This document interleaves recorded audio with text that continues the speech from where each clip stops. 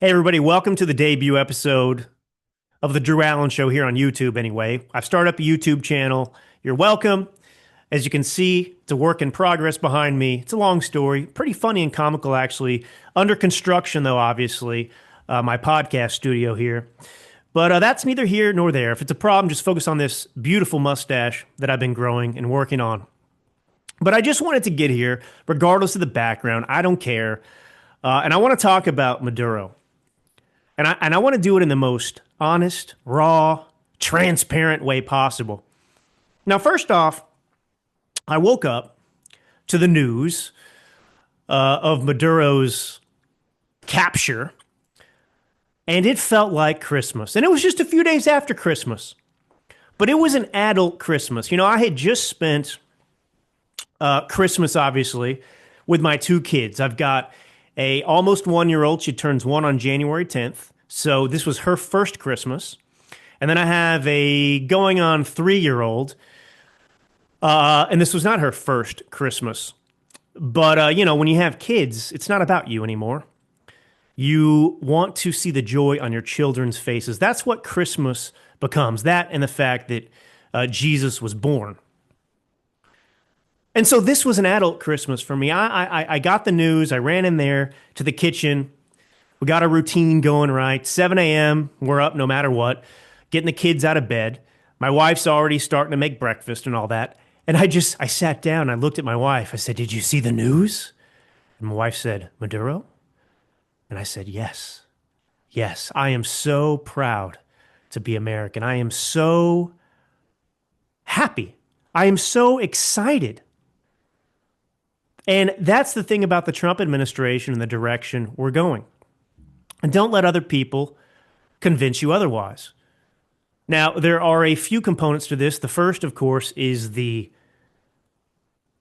just incredible fact that this was carried out at all. And it's true, no other country on the face of the earth could pull this off. I mean, it was basically a 2 hour operation. I think it involved 200 aircraft coming from maybe 20 different bases. And we didn't lose anyone. No Americans were killed. We didn't even lose any aircraft. I think one might have been injured, if you want to use that word for aircraft. It took some damage. But I mean, you sent in Delta Force, of course, in coordination with all these different components. We conducted a cyber attack that took out their electricity in Caracas. They flew, I think it was 100 feet above the water as they approached. I mean, this is just an unbelievable thing. And Delta Force goes in there in the middle of the night. I think it was around 2 a.m. or something like that. And they extracted Nicolas Maduro and his wife and took him alive. And he ultimately ended up in New York.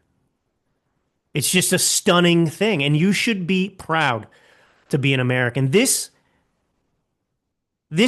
military operation should make you proud. And of course, people that hate this country and want America to fail, they don't want you to be proud. They don't want you to recognize American exceptionalism, which is what this operation represented.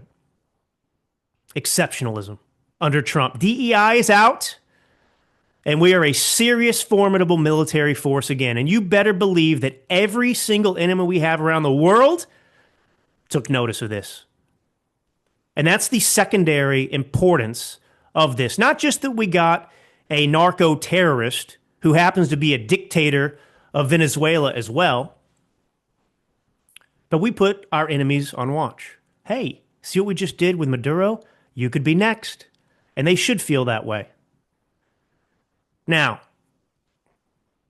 there are a lot of, frankly, morons out there, including dummies like Thomas Massie. You like Thomas Massie? I don't. Not a single bit. He's proven himself to be a feckless, grandstanding loser time and time again. So principled. He's a fraud. Now, this didn't violate anything. You know, Congress has the authority to declare war. This was a war that was over in 2 hours. It wasn't a war at all. But the president of the United States absolutely has the authority to do this. This is in our hemisphere, and he has the absolute power as the executive to do this. Article 2 in the Constitution. He is the commander in chief.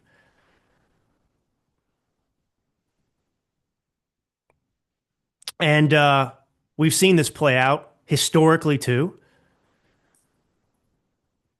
You know, Reagan has done this. We've done this in Panama. You know, Bush Sr., he did this with a pineapple face, he was called. So I don't want to hear the president can't do that. He violated international law. Now, first off, he actually didn't violate any international law. But secondarily, there's no such thing as international law. We're a sovereign country.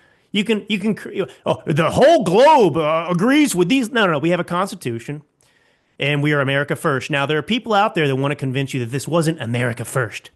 They believe that America first is nothing more than isolationism.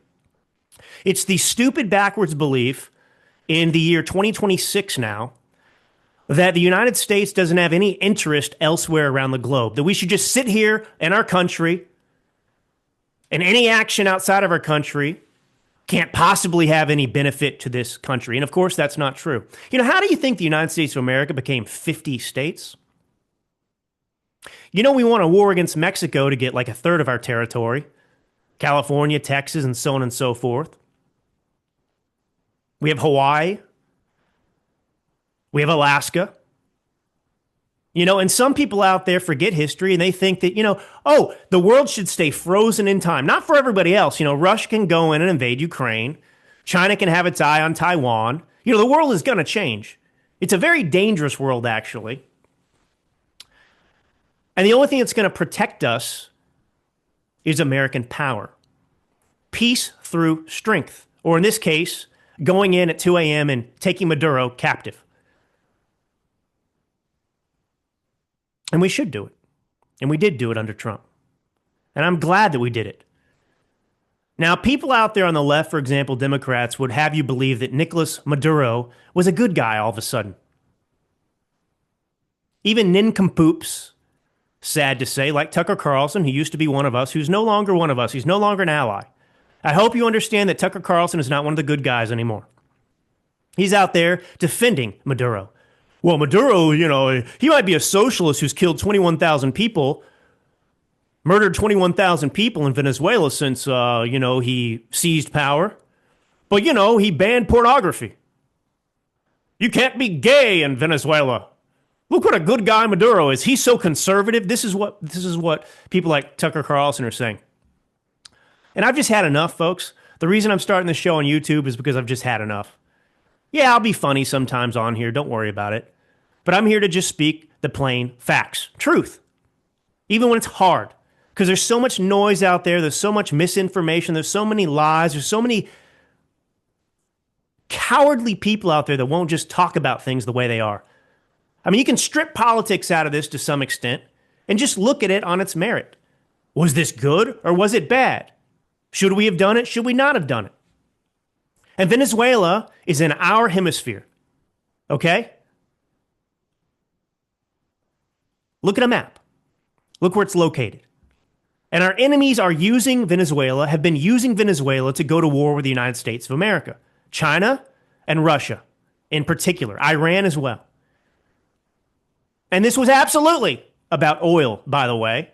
But not in the way some people want to say. But I don't really care. That's what's so ironic about the America First crowd. America First means America benefits, right? And by the way, it is the nature of a government, a sovereign nation, to be selfish. You should be putting your family first. That means doing things that benefit your family. And we're not talking about going after decent people. We're not talking about going out as an imperial country and just taking over whatever we want.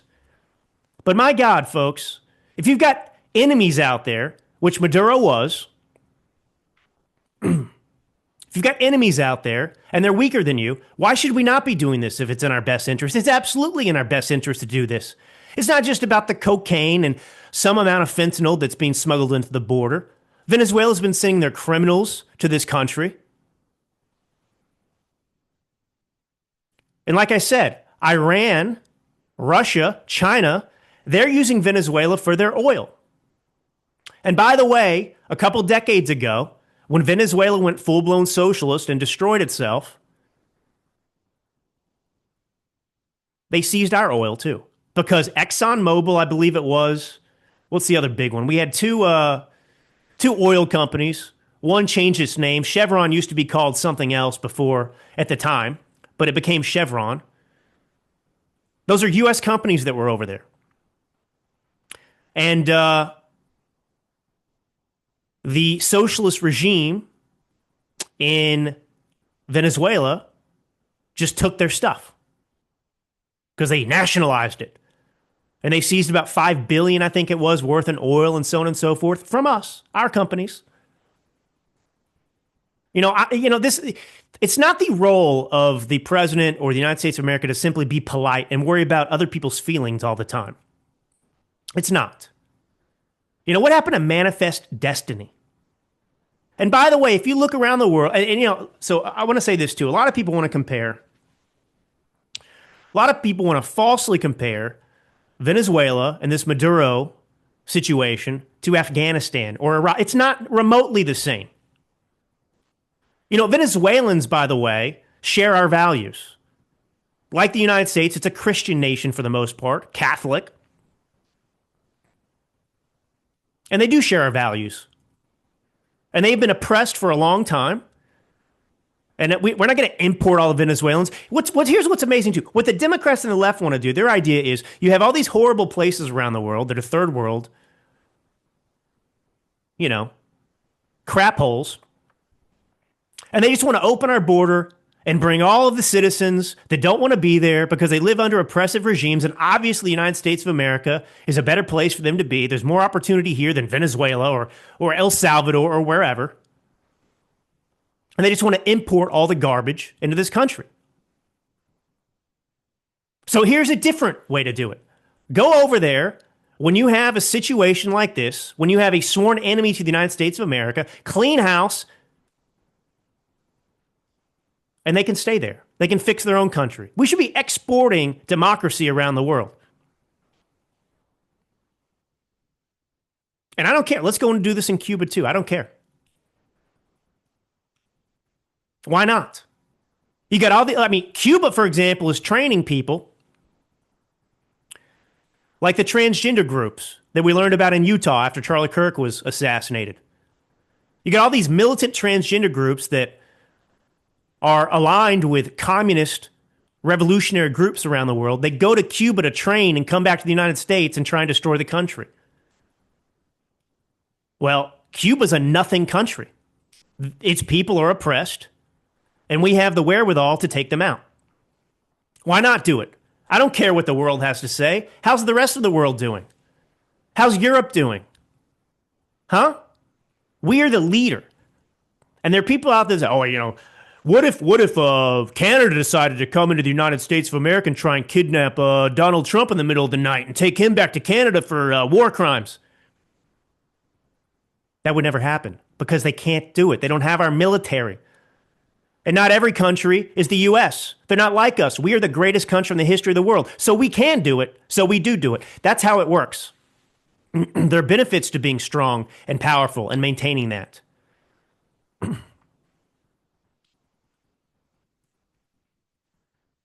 So, this is actually in line with what we should be doing. Why should we sit here and allow little dictators around the world to hollow us out, indirectly or directly, sabotage us like China's doing, like Russia's doing, creating these movements and division within our country, trying to get us to destroy ourselves? We'll do the job for them. Look at the Democrat Party today, the Muslim Democrat Party alliance. Islam is the sword that will slit the throat of America, as Charlie Kirk famously said the day before he was assassinated. And he's right. I'm tired of people having a weak posture. We're the United States of America, baby. The greatest country in the history of the world. And I am proud to be an American. And if you want to FAFO, that's F around, find out, be my guest. When we have strong leadership like Trump, you're going to find out what happens. Yeah, keep pretending you're courageous out there, you little dictators. We took Maduro, and now they got his little VP, dictator too, a woman who's being defiant. And Donald Trump has come out and said, okay, there's a worse fate in store for you if you want to continue down this path, and that's fine. This is what you have to do to protect your family and your country. You don't sit here and just allow it to happen and allow the rest of the world or a Democrat party in this country to falsely tell you, you can't do that. I mean, these people are taking the side of dictators around the world who are killing their own citizens, who are trying to kill American citizens, who are successfully killing American citizens with their drugs and gangs and so on and so forth, who are giving safe haven to our enemies. Venezuela is in our hemisphere. China and Russia are not. That's why China and Russia and Iran are going to Venezuela. The Chinese were in Venezuela the very day that we went in and captured Maduro, having a meeting. Hey, how can we bring down the big Satan? United States. We know this is happening. We know what people are trying to do to this country. Now, look, I don't care much about the Middle East. I don't care for the Iraq war. I don't care for Afghanistan. I don't care for regime change per se. But not all quote unquote regime change is the same. And you got to follow through. I love that Donald Trump said, Venezuela's ours. We'll take care of it for now, for a while. Why not? If we wanted to make Venezuela territory, I don't care. It might as well be. The people in Venezuela would be better off. Puerto Ricans, Hawaiians today, I don't know, whatever. People in Alaska, I don't even know, are they better off under the U.S.? Of course they are. Even though most of the people that live there are retarded, in Puerto Rico, for example, who don't even appreciate the United States of America and what we've done for them. So no, I don't want Venezuela to get 2 senators that are Democrats that come over here, but that's what we're talking about. But Cuba, you want to FAFO? Let's go. You got nothing. You have no military. You can't touch us. We'll come in there and take your leader out next. If you want to keep threatening us, I mean, think about it. You know that these countries are trying to destroy us? Why would we not go in there and take out the leader and at least try and restore some democracy, or just take them over ourselves? There's resources. We're $30 trillion plus in debt right now. I don't care. There's oil in Venezuela. Let's take it. Let's take it. We're not going to run Venezuela like Maduro did. That's for sure. The people will prosper there. And of course, what's amazing to watch is you have the Venezuelan people who are celebrating what we just did. They're ecstatic because they've been living in hell under a dictatorship, under socialism. And then you've got people in the U.S. that are protesting what we did with Maduro, but the people in Venezuela are actually thankful. Same thing in Iran. Iran, you want to FAFO? And this is the thing. Iran is nothing like Afghanistan or Iraq or a lot of these other backwards countries, Muslim countries around the world. Iran used to be a decent place. And then it became a theocracy. And now it swears to kill us all the time. We don't have to take that. Why would we take that? We're the United States of America. We just demonstrated what we could do with a couple targeted attacks. We didn't lose anybody again when we went after their nuclear stuff. Dropping bombs. Amazing. Why not? That's America first. America first is us benefiting from the action. That's it. Now, we didn't benefit from what we did in Afghanistan. We didn't benefit from what we did in Iraq. It was a waste of time. And we didn't fight to win or have an objective. What we're going to do? Do we want Iraq? No, of course not. Do we want Afghanistan? No, we don't want Afghanistan. We have nothing in common with them. They're Muslim countries that have a bunch of, Al-Qaeda's over there. The Taliban. I don't want anything to do with you people. I just want you to leave us alone. Go about your life. Keep banging your donkeys and stuff in your caves. But don't come over here and threaten us with jihad, okay? You do that, we're going to kill you. And, these people don't have, and it's because of Islam. It's very hard for Muslim countries. I mean, they can't, Muslim countries can't be democracies like ours. I know, constitutional republics. I know we're a constitutional republic. I get it. But I'm using the broader term of democracy. Okay? They're not democracies. They're theocracies because that's what Islam demands. So with Muslim countries, this stuff's never going to work. But with Venezuela, it's absolutely going to work. With Cuba, it could work too. But I'm sick and tired of this.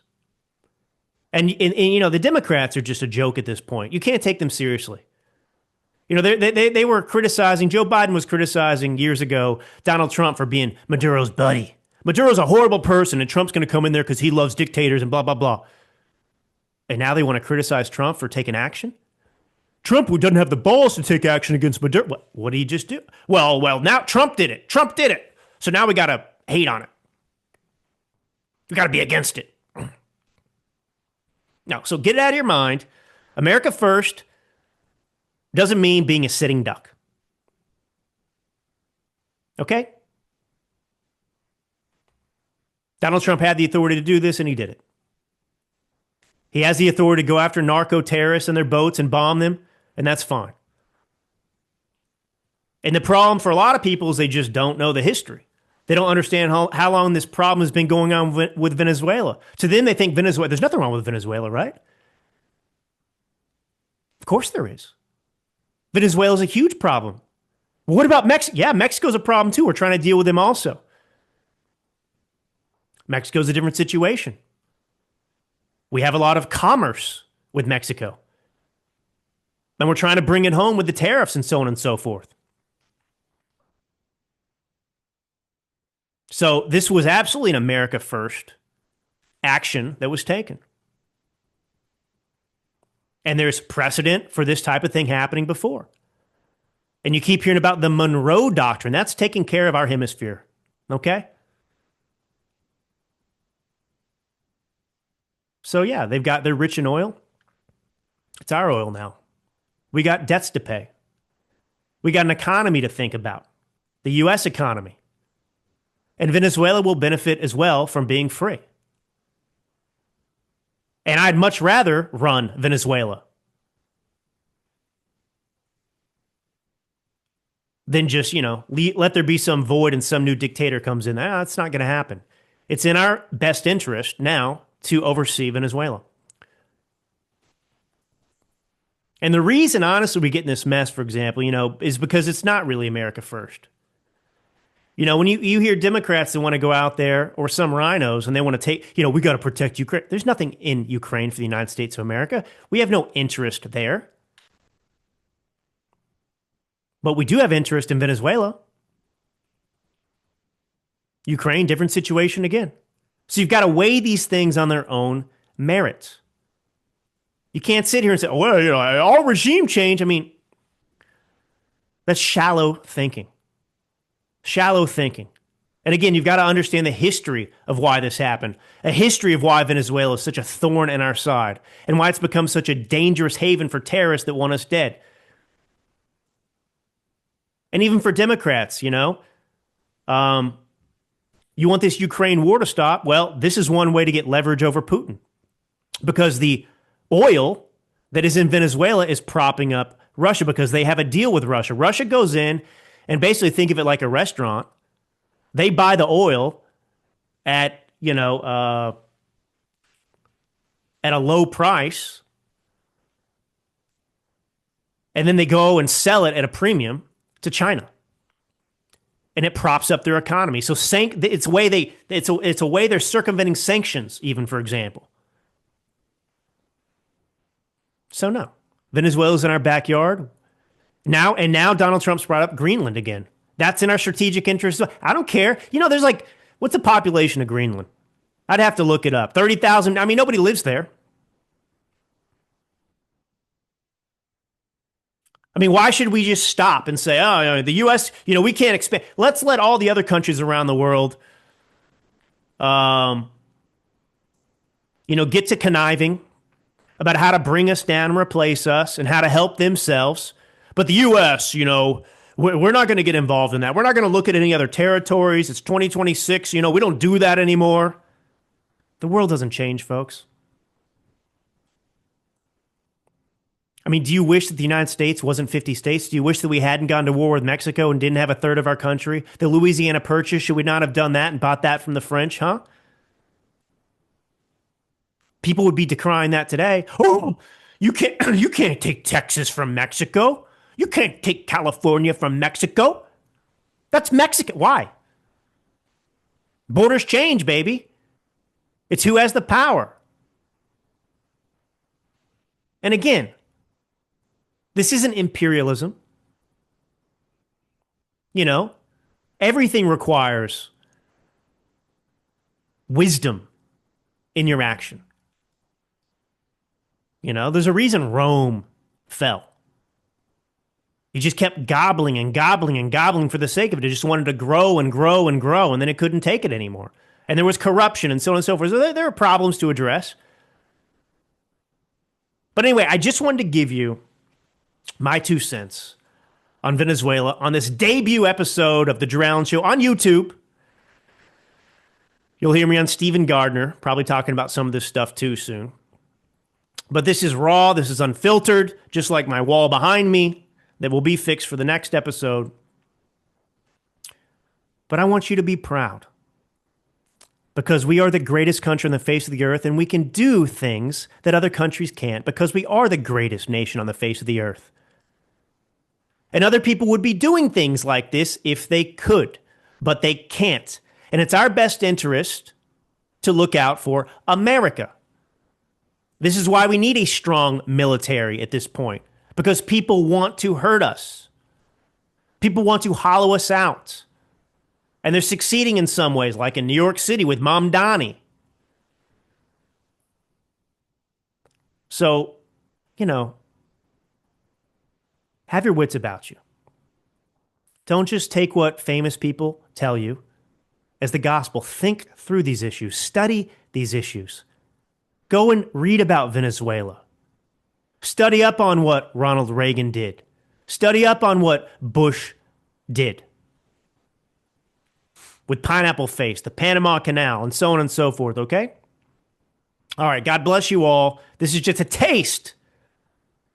This is Drew Allen, your Millennial Minister of Truth. See you next time.